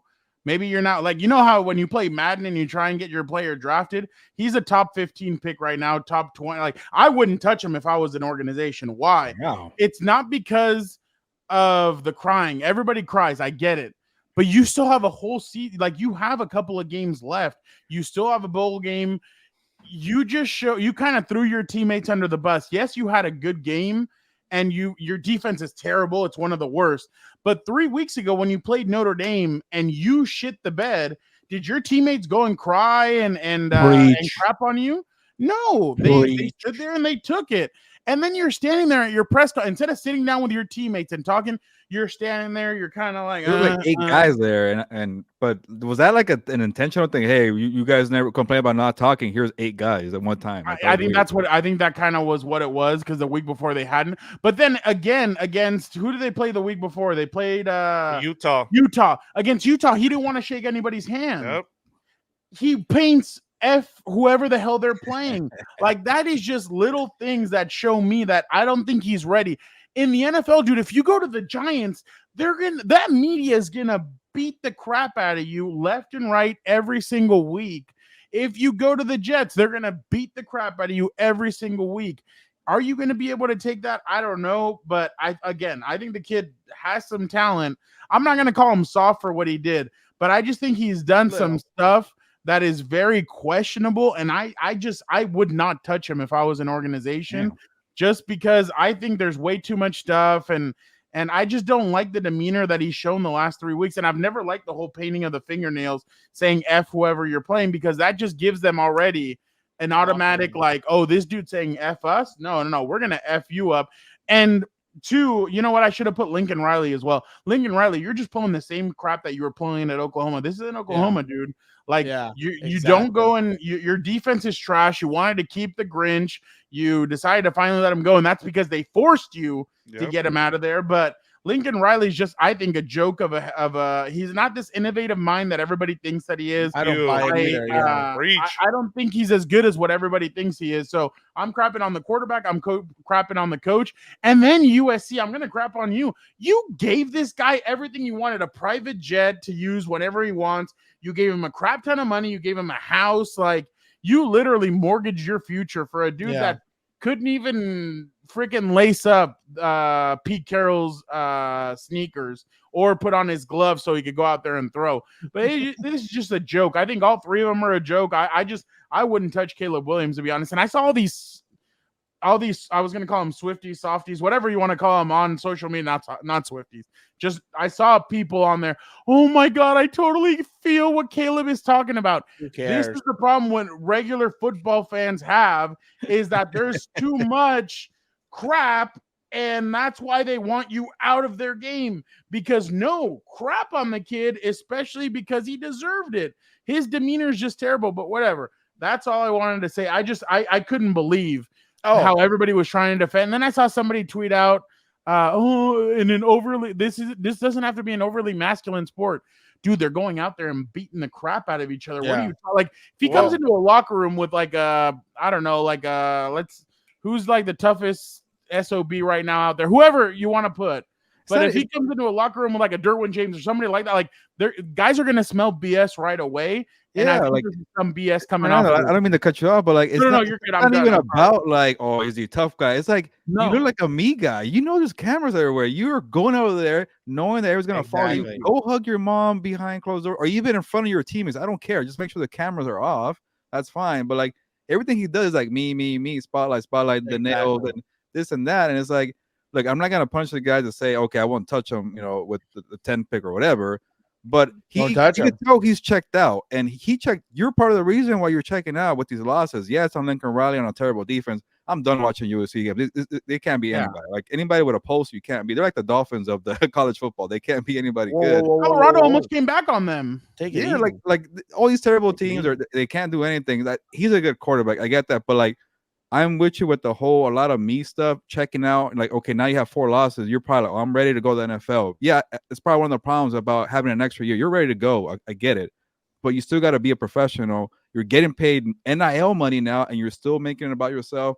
I don't know. How many scouts weren't there to watch that game? How many scouts and GMs weren't there to watch that game? And you just completely overshadowed the whole team, and you made it about yourself. And unfortunately, I really don't. If I had the number 1 pick, I'm going Marvin Harrison Jr. That guy, I can already. By the way, did you see Marvin Harrison Jr. pulled a Joey Bosa? They were asking him about his play and how good he is. He's like, y'all are wasting your time. My brother is coming up in 2 years, and he's even better than I am. And you're like, oh crap! Like, how can that be possible? But I just wouldn't. I just think that like you said, it's a lot of me. And yeah, there can be a me in basketball, there can be a me in baseball, but when it comes to football, there's no me in football, to be honest. And to your point, you know who he gives me what's his name? Russell Wilson vibes. Like, and then the way he plays football too, like, he doesn't stay within the structure of the football game. He does a lot of, you know, like he'll run out of the pocket and make plays. Like, I'm not sold on the guy. Like, I've been talking to people, they're like, yeah, like, would you draft him number 1? I'm like, look, man, as Dan and Daygo always says, like, don't mortgage all your future. I wouldn't even trade up to get a quarterback in this. And I understand that there's going to be a lot of good quarterbacks, but the other thing too is NIL money. Look, go and get all the money, but when you're bringing in $10 million this year, it's kind of hard to be like, hey, I should care. And this goes to Gilbert's point. That's probably why he doesn't care. That's why he's thinking about me. Like, hey, I'm already ready to move on. And this also has to do with coaching, as you brought up, Fernando. Lincoln Riley is terrible at, you know, getting these guys ready. Look at the guys he's had. Baker Mayfield hasn't done anything in the NFL. Kyler Kyler Murray, another me guy. So if you, You did have everybody's like, Jalen Hurts, but Jalen Hurts that came was- from. But the thing is, yeah, Jalen Hurts he came came from from the Nick Alabama. Saban. No, he came from the Nick Saban tree, so Yes. he Yeah. was. he And that's knows not on me. about That's a tough dude. Like he doesn't even talk to anybody. Yeah. So, So I there completely you go. agree. I was Yeah. gonna say I will call it soft, and here's why.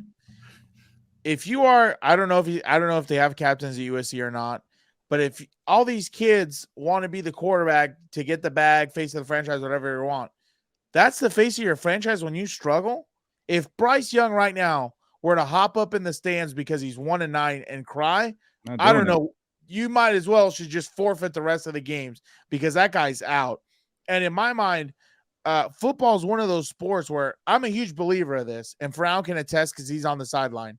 I never panic. We're up by 20, we're down by 20, up by 1, down by 1. My demeanor is the same at all times. I'm gonna coach the hell out of these kids, and they understand that.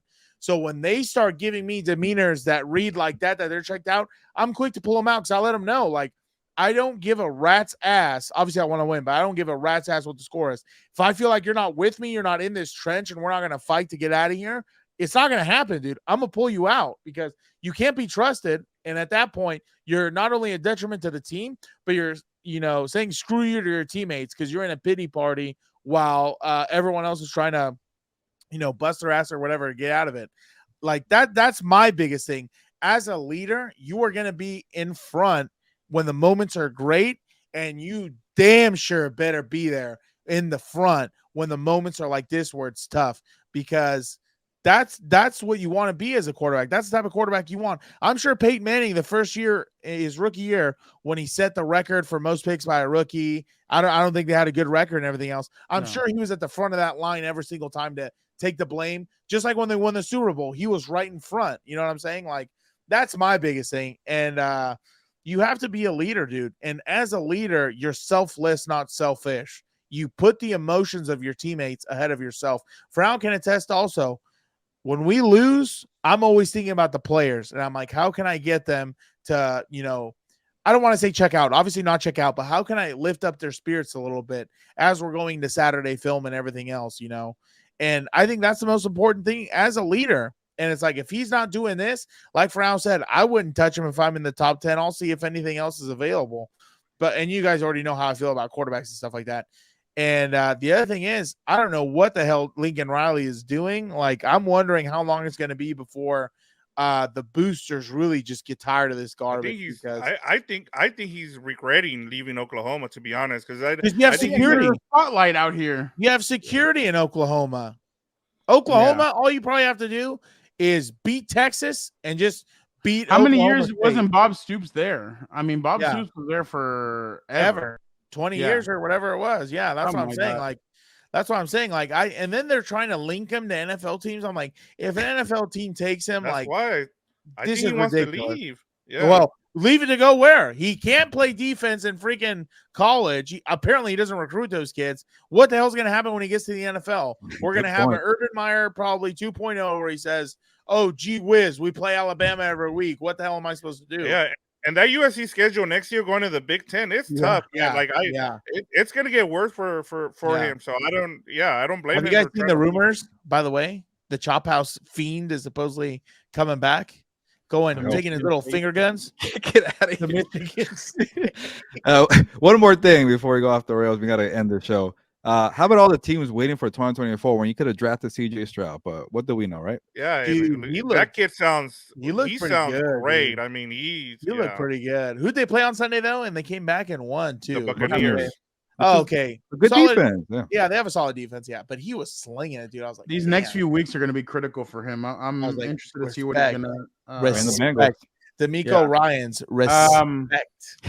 Avocado. Let's get now over to Avocado Roast over the weekend. Synthetic on Twitter asked, "What's a movie that has the biggest plot twist ever and still blows your mind just thinking about it?" We will answer that. Vic, go ahead. For me, it's Fight Club. I mean, going and seeing it in the theater, and then at the end, just finding out who it is. I thought, like, it was him. Spoiler alert: if you haven't seen it, it's been out for 20 years now. Yeah, it's all good. Never seen it. Tyler Durden being the Ed Norton, the same character. I thought I was like, what? And even watching it now, man, like I keep thinking about, Brad Pitt and him not getting his flowers. Like I know a lot of people talk about Leonardo DiCaprio and he's probably going to be up for another Oscar but man, I just think Brad Pitt is underappreciated. Just, it takes, as we were thinking about this exercise and who we were going to pick, I just kept going back because there's other ones where Brad Pitt is in. There's also some plot twists in other movies like Seven. Yeah. That I I've think seen that one. he, Yeah. So for me it's Fight Club. Dan. Christian Bale's also underrated, but real quick, has to be Harry Potter. Snape was the good guy the whole time. Dumbledore was the scumbag. Like that to me, it was hard in the theater not to get up and start screaming like WWE, like holy shit. But absolutely best plot twist ever. Even when I see it today, I still get goosebumps. I'll just leave it at that. Snape. If you would have read it, you would have known before that. Oh, call them out. I don't care. Frown didn't read them all. I don't even know what the hell he's talking about. I got to 3. No, I know got your to ass 6. didn't read I got it. to 6, and then I didn't want the book to ruin the movies. Exactly. Supposedly got to 6. In I high school, I did. never saw this man pick up a book. I got but AR nobody read points. 6. I got AR points for it. Yeah. Sure. Gilbert. Yeah, I didn't think about it like Dan and Victor. Honestly, I was just watching the Sylvester Stallone, Sly Stallone Netflix documentary yesterday, and got me thinking like, oh yeah, Rocky did lose in the first one, and that was actually a good ending and a little surprising. But it wasn't as good as the Arnold doc on Netflix, but it's pretty good. Like Dan, I think you appreciate it because it kind of just shows his rise from like nobody wanted to cast this guy, but he kind of like has like a mumble. His face is a little kind of droopy and like They wanted what's his name for Rocky? Burt Reynolds, right? Burt Reynolds. Yeah. It was cool to see like how he just kind of created his own path. Like I'm gonna write it, I'm gonna direct it, and I'm gonna be in it. Like and they kept giving him money, like, hey, like I don't want to spoil it, but like, hey, here's a bunch of money. Don't be in it, but can we take your screenplay? And he's like, nah, I create my own lane. So I thought that was pretty cool. And yeah, nobody remembers that Rocky actually lost, and that's kind of a good sign of a good writer, right? Can I ask you, just because I haven't seen it, but what's his name from Happy Days? Oh yeah, that was cool too. Harry Winkler was. Harry Winkler. So they brought up that story. That was awesome. Yeah, I had no idea. I don't want to spoil it for people. I don't know if you guys told me, but I guess I don't want to say it. But the whole where's that doc on? The Balboa name, like I'm like, oh, that's pretty cool. I had no idea too. Where's that doc on? Netflix, so check it out. And like it's like more like a movie, but it's just pretty cool to see how he kind of came up about it. And I really think about you think about Stallone, like I know he's not the best actor, he's kind of unique, but it's like back then people wouldn't give him a chance. The 80s, it was the 80s. I think he's really good. The story that I like, I know we're getting a little off topic here, but the story that I like, I think with Schwarzenegger and Stallone, they were talking about how he said that he tricked them or he pranked them into doing because they had like a little rivalry between them. He took a bad movie role.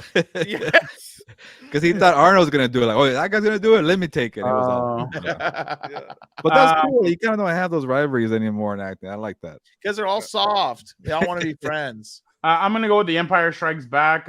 Luke, I am your father. Like that's just one of the greatest things, especially because like Dan said, Dan's like, well, okay, yeah, you didn't know about the 1, 2, 3, all that stuff. So at its time, I bet you everybody in I'd love if they put a camera in the theater back then to see people's reaction when that hit, because I bet you people were super surprised by that. So that was that's it for Avocado Roast. Just real quick, before we end the show, again, we appreciate you guys so much for jumping on with us.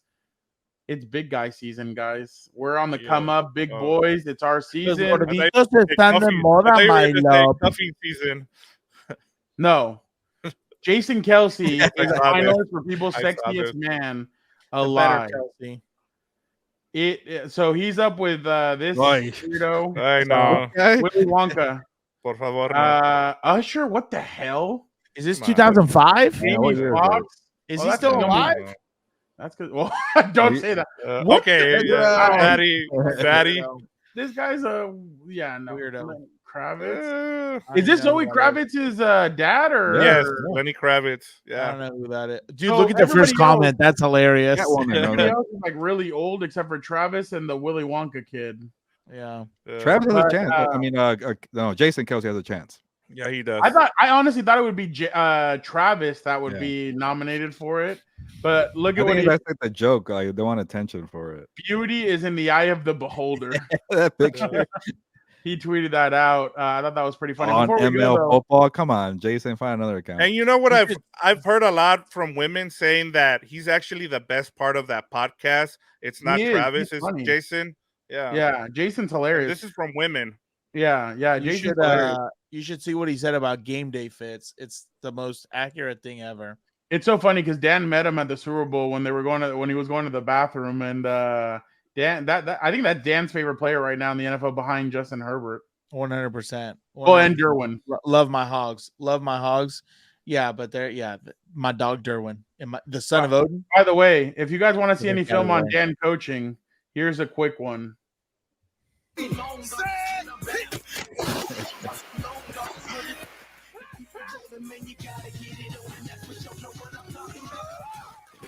Oh my god.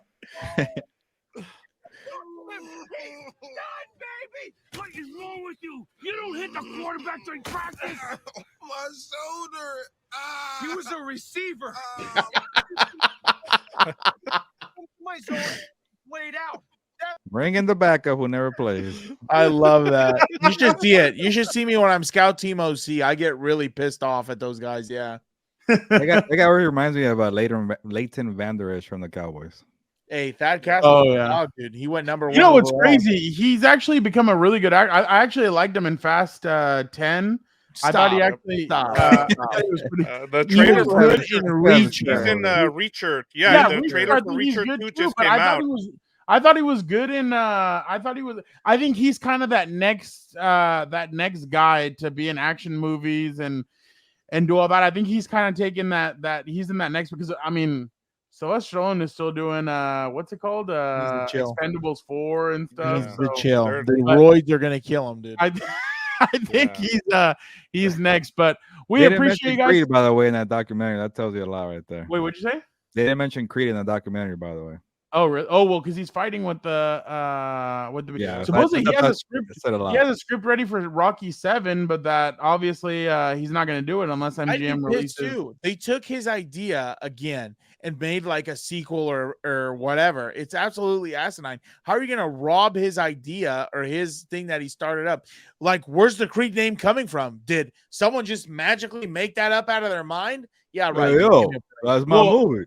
It was, Yeah, it was off the timeline though, because Creed wouldn't have been like Apollo wouldn't have had like he died in like what 86 supposedly, and this kid in current age in 2016 was supposedly 20 years old. That doesn't make any sense. So It's yeah, the multiverse, bro. they were kind of off on that one, but again, we appreciate you guys so much for sticking around for an hour and 45 minutes. Thank you guys so much. Yeah. We're going to be a little bit long, but that's because we're getting back in the flow of things. Again, we had taken our bye week, but we are back ready to roll to see this through on to Las Vegas, obviously. But we appreciate you guys so much for checking this out. Don't forget to check out everything else. What's up, Bolts? Don't forget to check out House of Horns. Wait, no, House of Horns. Well, yeah, no, check it out. But like, they're on a bye week, right? Bye week. Bye We might week. have something. Carson Wentz. Carson Wentz. That'll be interesting to see. They're gonna win the NFC East now. Dan and I are gonna preview the Lions and Chargers game this week, so make sure you guys are on the lookout for that. But again, we appreciate you guys so much. Thank you guys so much for rocking with us. Check out everything. Don't forget to like, comment, subscribe. Thank you guys so much, and don't forget Monday Overreaction Lunes with the Compas. We appreciate all the banter back and forth.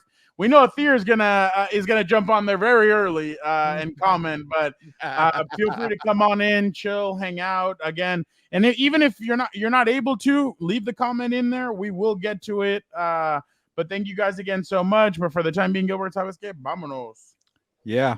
I always say yeah. And then stop telling people that I mock you and I make fun of you. You make me sound like a bully. I'm a supporter here. I appreciate all your amazing takes Yeah, how and thick this skin is. a lot of points here. And thick. Okay. I Don't thought we were you doing like worry. but no, it's gordito season. Is that what you're saying? Okay. Anyways, Oh, now we're great fat job, shaming. Dan. You were waiting for 2 weeks here. I appreciate all your takes and everybody here. Victor, it's on to the wedding week. Fernando, keep doing your thing because soon you might not be a thick guy anymore. Okay. Si nos vamos, pues vámonos.